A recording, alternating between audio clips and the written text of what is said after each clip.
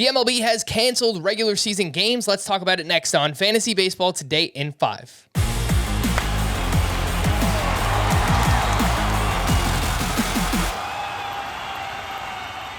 Welcome into FBT in 5. As always, make sure to follow and stream us on Spotify. Today is Wednesday, March 2nd. I am Frank Stanfield, joined by Scott White. And unfortunately, the MLB and the Players Association did not reach an agreement by Tuesday's 5 p.m. Eastern Time deadline.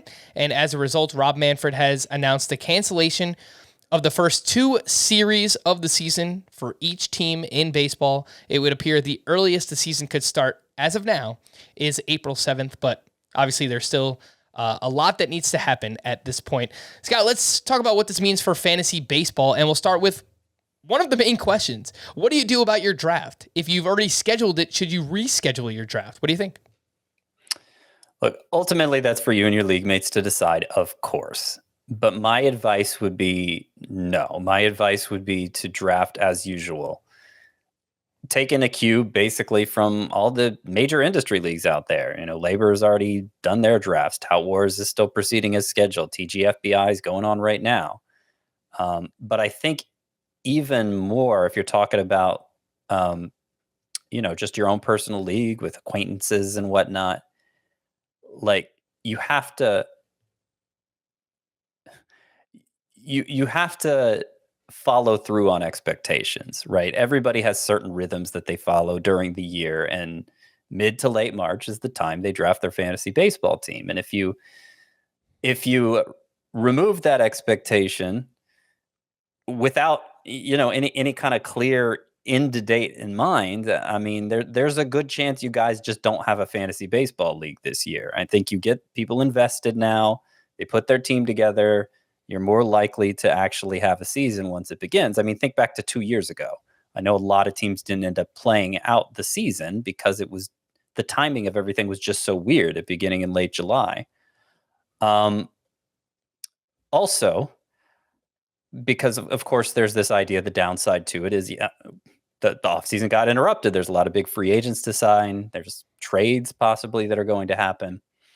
Things are going to ramp up very quickly when they do come to an agreement. Like their opening day could come within 3 weeks, I think 4 max after they announce this. So all those moves need to happen within that time frame. They're not all going to happen the next day. Like they'll probably be happening right up to opening day. So like at what point you're going to have to rush to schedule a draft after it's announced, and how many of those moves are going to get done anyway, And ultimately, I don't think there are going to be that many moves that really like change the landscape. Relief pitcher is a different story. There's a lot of craziness happening at relief pitcher, but everywhere else, I just think it's more important you make sure you get your draft in, period, than you make sure you get it in with as much knowledge as possible. Speaking of relief pitcher, Scott, you mentioned there's a lot that still needs to happen. Kenley Jansen is a free agent. A lot of people expect Craig Kimbrell to be traded, and we've seen so far this offseason that there's been a premium price tag when it comes to surefire closers, and your advice to people would be to maybe steer clear of that as of now. Yeah, they've all been elevated, certainly in the expert leagues. We see Josh Hader and Liam Hendricks going in round 4 on average, sometimes in round 3, and never see high-end closers go that high. And basically there's 10 closers in the league right now that are surefire, locked in that role for their teams, only 1/3 of the league, right? But that's obviously not going to be the case all season.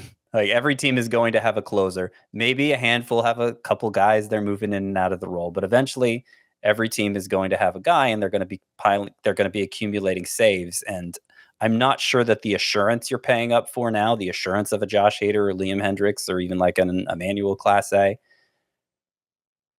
in the end, I'm not sure the actual output will stand out enough from those speculative closer picks to have been worth the cost. Like, are you really gaining an advantage over your competition? No, you're just gaining assurances. And because those assurances have added so much to the cost, I don't think it's worth it. I mean, there are a number of teams where you can look at their bullpens and say, okay, that's probably the guy. The Royals with Scott Barlow, Giants with Camilo Doval, the Marlins with Dylan Floro. And I think I think you're better off hedging your bet with 2 or 3 of those guys than spending up for the big guys. All right, let's wrap up with this, Scotty. Obviously, there's only been a week of games canceled to this point, but there could be more. Which players, if any, do you think are affected most by these cancellations? Well, anybody who's recovering from injury, I mean, the most obvious is Ronald Acuna, who we've already seen his ADP rising. He's now back to being a consensus first rounder. The longer this goes on, the lower percentage of the season he's going to miss. I mean, if it lasts all of April, it's possible he's back for what ultimately ends up being opening day. I think only a week of games being canceled, it doesn't really move the needle for me. I still personally have him in round 2, but it's more justifiable now to take him in round 1, recovering from that torn ACL. All right, I think that makes a lot of sense. For more extensive fantasy baseball coverage, listen to the Fantasy Baseball Today podcast on Spotify, Apple Podcasts, Stitcher, your smart speakers, or anywhere else podcasts are found. And thanks for listening to Fantasy Baseball Today in 5. We'll be back again tomorrow morning. Bye-bye.